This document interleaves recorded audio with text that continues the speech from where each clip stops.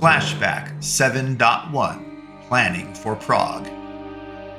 Lesky handed me a physical map, and he said, "This is what we know about the cult's operations in Prague. It may have an old-world ambiance in areas, but please know, Prague harbors many high-tech companies and organizations.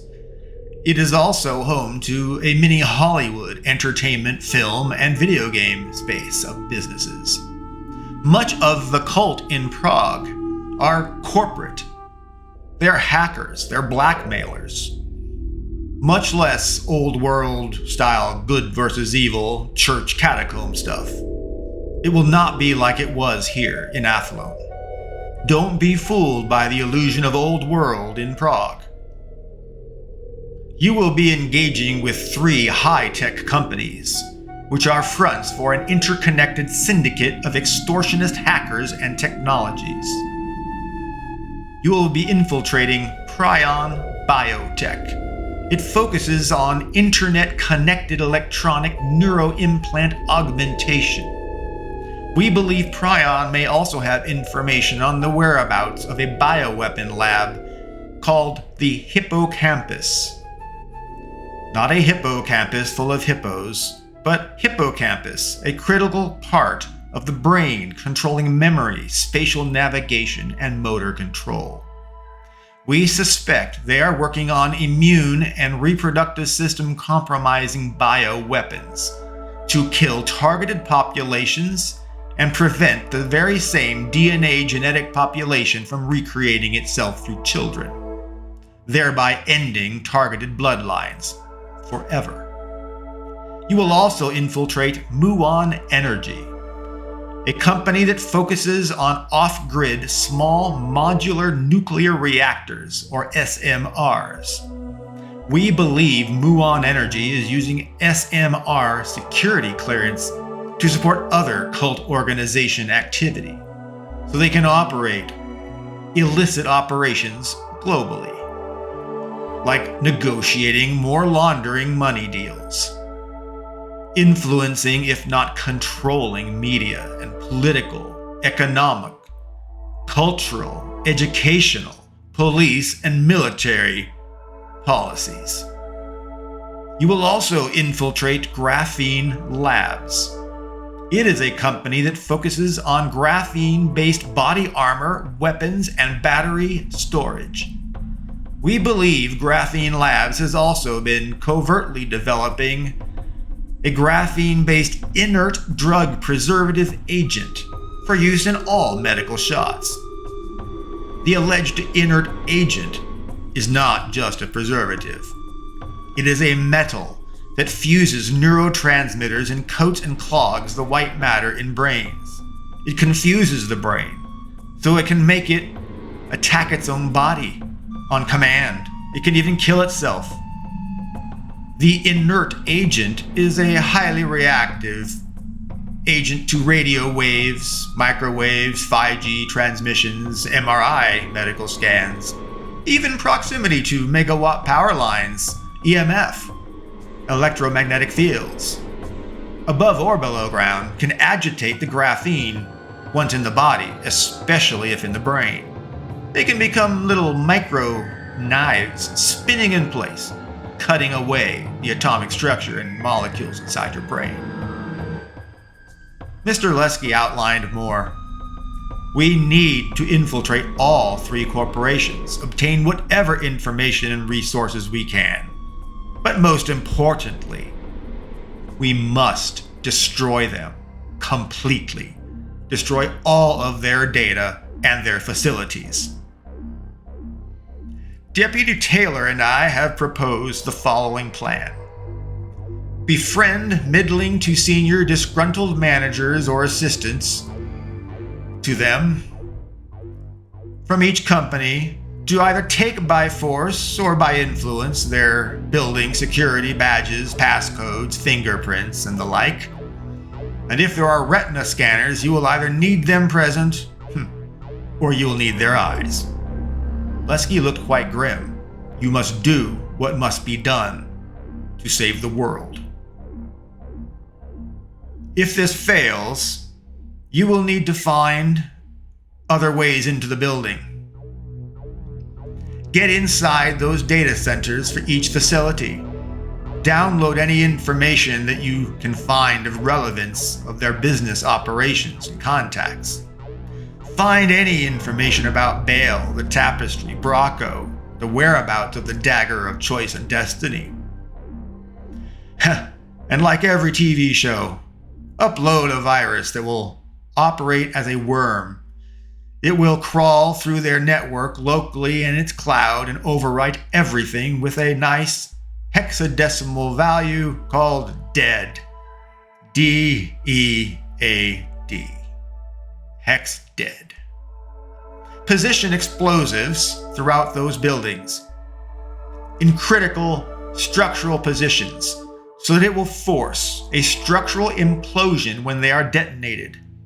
It will minimize collateral damage around them, and it will ensure that no data or anything physical survives or can be salvaged. The explosives will be mobile phone or hand-detonated devices. That's up to you. We want all three corporations to simultaneously lose their data code and physical operations destroyed. Otherwise, it is possible the others will be alerted and they can back up and vacate before we can act against them. Time is critical. When the fewest people are present in the building would be ideal to destroy them. At night, I imagine, in the wee hours. And then you will get the heck out of Prague, return to Seattle in America, let the heat die down for a bit. And then we can all research and prepare for our next mission.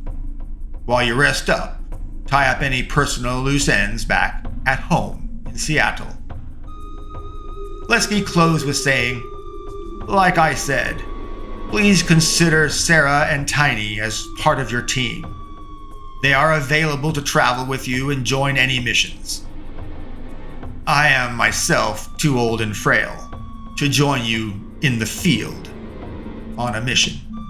However, I will be here and engaging our spy network, as well as supporting any legal matters you may require.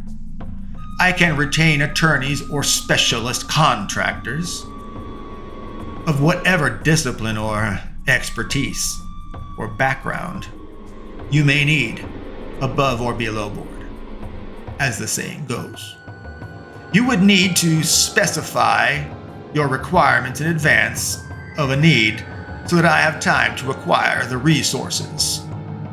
Like me, we are all in service of the Knights Templar, in service of God, and you, being the fulcrum and the commander, the sword of the Knights Templar, we all serve you.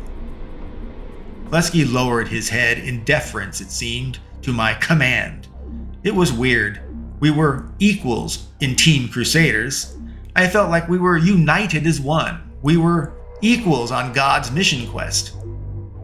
But of course, I suppose if we ever had a tie decision, I guess I was the deciding factor. Deputy Taylor scanned the group and asked, "Are we okay with the plan?" Katie glowed. "Wah!" Bob grumped, but familiar, "Wah." And I said, "Wah." And now Sarah and Tiny both said together, "Hooah! Hooah!" Lesky smiled, almost monotone, mockingly, "Hoo-ah." Before the trip, we prepared. We practiced with mobility in combat, wearing and not wearing our body armor. We practiced using knives and pistols. We practiced using assault rifles. We practiced employing hand grenades. We very much practiced using and deploying C4 explosives, manual timers, and foam remote detonating timers. And breaking down, rebuilding, and putting on and off quickly all of the above. We were all getting enough practice to feel more comfortable and hopefully be more accurate in the moment in our movements in combat, even if we were wearing body armor and had to use knives, pistols, or even rifles. And while it is a dark truth, We had gained experience. Everyone had killed someone. Well, except for me, so far. Even devout and God-fearing Katie had killed someone, albeit in defense of Bob's life. And Bob, he had killed another person when they were threatening Katie's life. Their killing to protect each other violated their views of the Ten Commandments, and it weighed heavily on them both. And then there was Deputy Taylor. She was a killing machine when she was in soldier mode. Our experiences improved the team's grit and readiness to cope with life-threatening, high adrenaline situations. Trained, rested, and loaded up, we were ready to begin our trek to Prague. We rode with Tiny to a remote farm with a long, lonely gravel road from a huge red barn with the letters KT on its large white barn doors. Tiny exited the van and went up to those barn doors, where he unlocked a padlock, and then slid the doors open, and inside the barn was a medium-sized freight cargo plane. On its tail were the lowercase letters KT, for Knights Templar. The faded paint on its tail wing of the lowercase initials KT had its little t subtly formed to look like a Christian cross. Like I said, Lesky had said KT stood for the Knights Templar. I imagined it was funny. We were traveling in KT vehicles, and we were also traveling with Katie. And Katie was special among us, with her celestial rose bite, eye-encircled rose frame tattoo on her palm. We all had some supernatural effects on us, apparently. I could light up daggers with fire, or at least the very special dagger. Katie had an Illuminati rose tattoo, like I said, from the rose bite. Everyone had been blessed apparently by an angel. Tiny entered the building and opened another door on its backside. He returned and drove the van around to the barn's backside and through the rear door that he had opened and up into the cargo plane via a ramp that apparently he had lowered when he was inside. And we all got out of the van and marveled at our recreational vehicle in the air headquarters. Tiny started the huge turboprops. Yes, it was not a jet. And he pulled the plane out of the barn. He exited and closed the barn and returned to pilot the plane. The plane was, just as Mr. Lesky described to us, an old beat-up with dented fuselage and blotched faded paint, dual turboprop freight cargo plane. Let's talk about the plane details for a moment. I actually did some research about it. It's apparently a significantly modified old 2004 M28 twin-engine turboprop cargo plane. Quickly searching the internet on my phone revealed more specifics on the plane. An M28 twin-engine turboprop plane, 43 feet long, 16-foot wide body, and a 73-foot wide wingspan. It had a top speed of 221 miles per hour. Its range was 989 miles on a full tank, or 6.2 hours of flight time. It needed an 1,800-foot-long strip to take off, while it needed 1,640 feet to land. It was ice-capable in operation, and it had autopilot. Its cabin dimensions were 17.25 feet long by almost 6 feet wide and approximately 6 feet tall.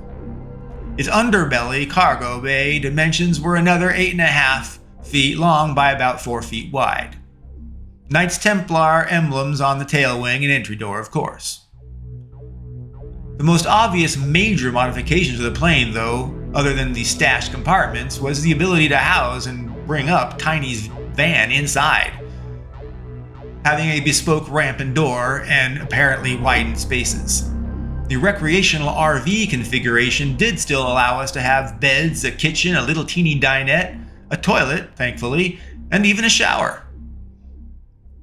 As I read aloud the specs to the team, Tiny said in his broken words, "Me land, take off. Much shorter if need."